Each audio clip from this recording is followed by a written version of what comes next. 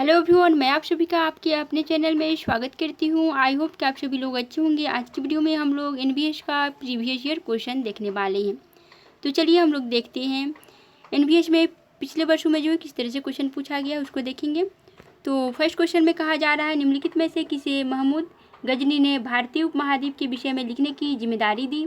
First A में कहा जा रहा है फिरदौसी, बी में है अलबरूनी और सी में है अबुल फजल और डी में है इब्न बतूता। बताइए कौन सा ऑप्शन जो है सो राइट होगा। क्योंकि क्वेश्चन में पूछा जा रहा है निम्नलिखित में से किसे महमूद गजनी ने भारतीय उपमहाद्वीप के विषय में लिखने की जिम्मेदारी दी थी, तो बी ऑप्शन राइट होगा अलबरूनी। महमूद गजनी ने भारतीय उपमहाद्वीप के विषय में अलबरूनी को लिखने की जिम्मेदारी दी थी। अलबरूनी का लिखा गया पुस्तक है किताबुल हिंद यानी तहकीक हिंद, इसी को कहा जाता है। उसके बाद है अल कानून अल मसूद और फिर अल नजूद पुस्तक अलबरूनी ने लिखा था। तो चलिए अब हम लोग आगे चलते हैं और देखते हैं नेक्स्ट क्वेश्चन नंबर सेकेंड, उसमें क्या कुछ कहा जा रहा है। तो क्वेश्चन नंबर सेकेंड में कहा जा रहा है, निम्नलिखित में से कौन सा विदेशी यात्री मोहम्मद तुगलक के दरबार में रहता था। ए में है मार्को पोलो, बी में है इब्न बतूता, सी में है निकोली कोंटी और डी में है अलबरूनी। बताइए कौन सा ऑप्शन राइट होगा। तो क्वेश्चन में पूछा जा रहा है कौन सा विदेशी यात्री जो था वह मोहम्मद बिन तुगलक के दरबार में रहता था, तो बी ऑप्शन राइट होगा। इब्न बतूता मोहम्मद बिन तुगलक के दरबार में रहता था और मोहम्मद बिन तुगलक जो था इसे इब्न बतूता को दिल्ली का काजी नियुक्त कर दिया था और इब्न बतूता के द्वारा लिखा गया पुस्तक का नाम है रेहला। तो चलिए अब हम लोग आगे चलते हैं और नेक्स्ट क्वेश्चन को देखेंगे। क्वेश्चन नंबर थर्ड को देखते हैं हम लोग।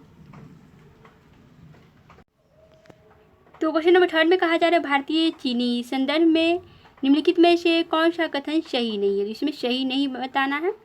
ए में है सर्वाधिक प्रसिद्ध भारतीय यूनानी शासक था मिलिंद यानी।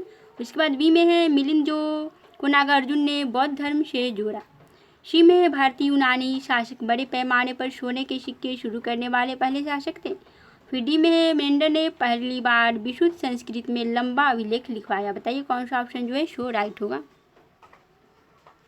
तो ऑप्शन नंबर डी जो है शो राइट होगा, क्योंकि इसमें कहा जा रहा है भारतीय चीनी संदर्भ में निम्नलिखित में से कौन सा कथन जो है सही नहीं, इसमें सही नहीं बताना है, तो डी ऑप्शन जो सही होगा। उसके बाद हम लोग देखते हैं बारी बारी से सभी ऑप्शन को। तो ए में कहा जा रहा है सर्वाधिक प्रसिद्ध भारतीय यूनानी शासक था मेनेंडर था, तो सही है। उसके बाद बी में है मिलिंद को नागार्जुन ने बौद्ध धर्म से जोड़ा, ये भी सही है। क्वेश्चन के अनुसार तो डी ऑप्शन सही है, परंतु ऐसे ये सब सही है, ये सब मिल रहा है। उसके बाद सी में है भारतीय यूनानी शासक बड़े पैमाने पर सोने के सिक्के शुरू करने वाले पहले शासक थे, तो ये भी ठीक है, थे पहले शासक थे। भारतीय यूनानी शासक बड़े पैमाने पर सोने के सिक्के शुरू करने वाले पहले शासक थे, तो ये भी ठीक है। तो चलिए अब हम लोग आगे चलते हैं और देखते हैं क्वेश्चन नंबर फोर्थ, उसमें क्या कुछ कहा जा रहा है।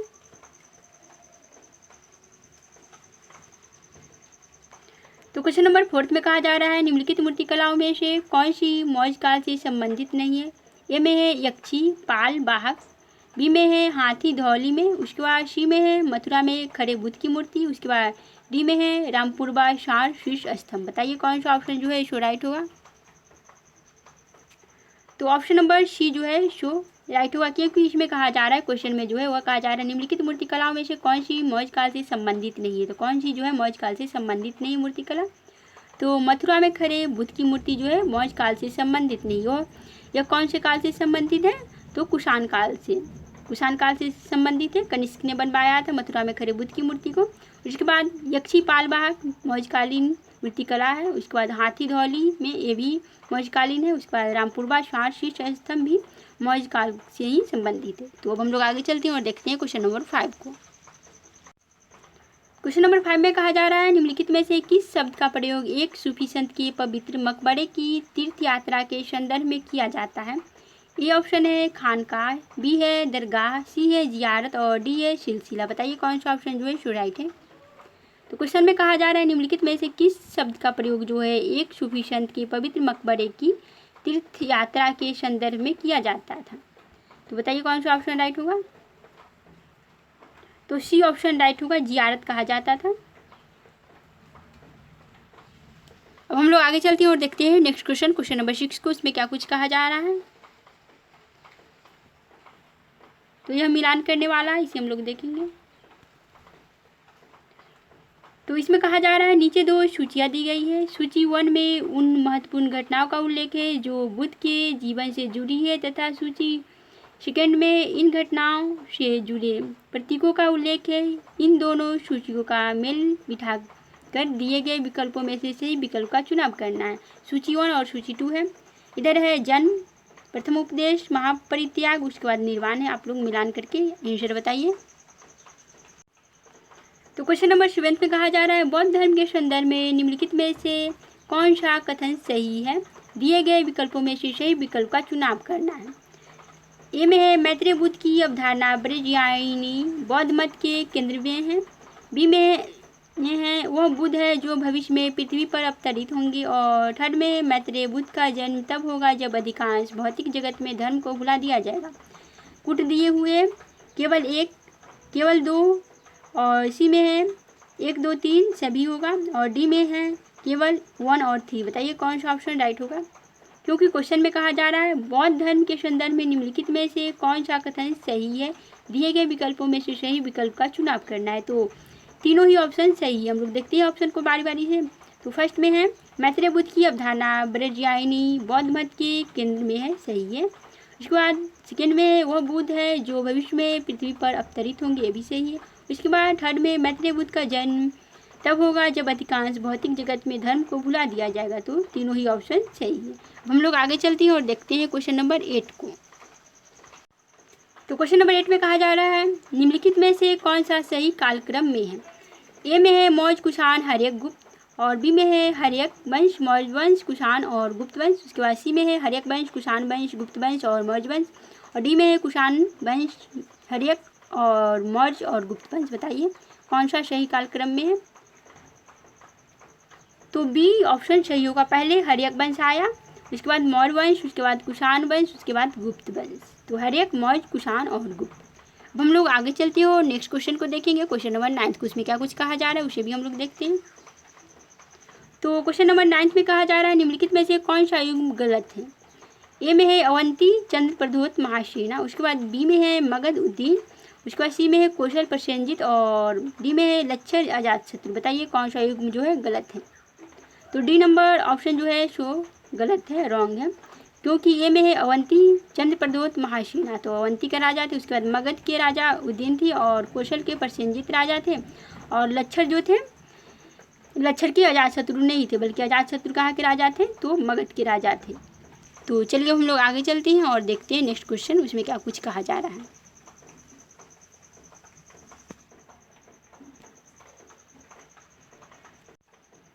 तो क्वेश्चन नंबर 10 में कहा जा रहा है निम्नलिखित में से कौन सा कथन गलत है? तो इसमें रॉन्ग बताना है।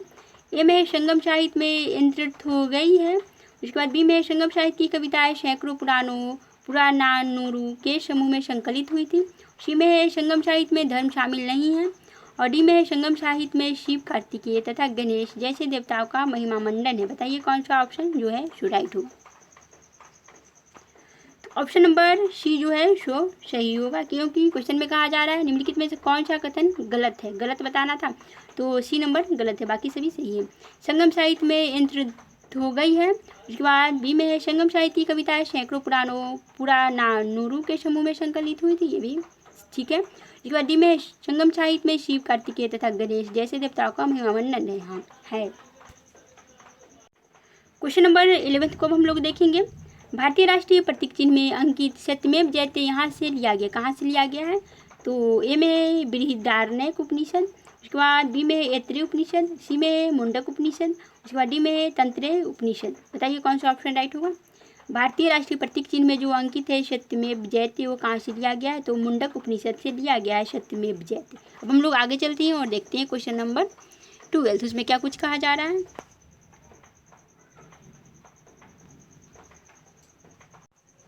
तो क्वेश्चन नंबर 12 में कहा जा रहा है अर्थशास्त्र में उल्लिखित सप्तांग की अवधारणा में निम्नलिखित में से कौन सा शामिल नहीं है? कौन सा जो है शामिल नहीं है? ए में है स्वामिनी, बी में है दुर्ग, उसके बाद सी में है प्रेक्षा और डी में है मित्र। बताइए कौन सा ऑप्शन जो है सो राइट होगा? कौन सा ऑप्शन सही है? क्योंकि क्वेश्चन में कहा जाए अर्थशास्त्र में उल्लिखित सप्तांग की अवधारणा में निम्नलिखित में से कौन सा शामिल नहीं है? तो सी वाला सही होगा, यही शामिल है। प्रेक्षा जो है शामिल नहीं, स्वामिनी है शामिल, दुर्ग है शामिल, मित्र भी शामिल है। उसके बाद 7 में आ गया, पहले है स्वामिनी, स्वामिनी। उसके बाद है अमात्य, अमात्य है, अमात्य।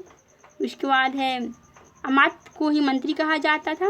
उसके बाद जनपद है, जनपद। उसके बाद है दुर्ग, दुर्ग भी शामिल है।